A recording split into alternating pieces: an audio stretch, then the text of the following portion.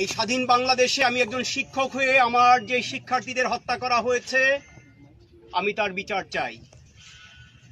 আমার যে শিক্ষার্থীদেরকে সারা বাংলাদেশে গুম করা হয়েছে, পুলিশ ধরে নিয়েছে, আমি তাদেরকে ফেরত চাই।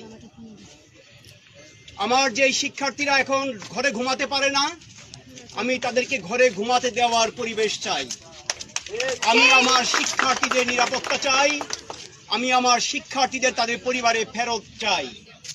আমি আমার শিক্ষা প্রতিষ্ঠান খুলে দেওয়ার আহ্বান জানাই। আমি আমার শিক্ষার্থীদের নিয়ে আমার ক্লাসে ফেরত যেতে চাই। আজকের দিনে আমি একটা মেসেজ দিতে চাই, যেসব শিক্ষক, যেসব অভিভাবক, যেসব পেশাজীবী এখনো নীরব আছেন, ঘরে আছেন, তাদের জন্য আমার একটি মেসেজ। সেটি আমার বক্তব্য বলবো না, সেটি আপনারা সবাই জানেন। কবি নবারুণ ভট্টাচার্যের কবিতার কয়েকটি লাইন দিয়ে আমি সেই মেসেজটি দিতে চাই। যে পিতা সন্তানের লাশ শনাক্ত করতে ভয় পায়, আমি তাকে ঘৃণা করি।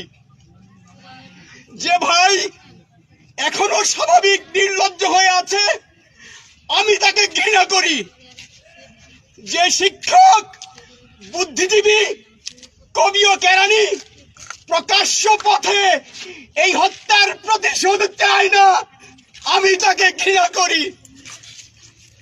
এই মৃত্যু পতাকা আমার দেশ না, এই জল্লাদের উল্লাস মঞ্চ আমার দেশ না, এই বিস্তীর্ণ শ্মশান আমার দেশ না, এই রক্ত স্নাত কসাইখানা আমার দেশ না।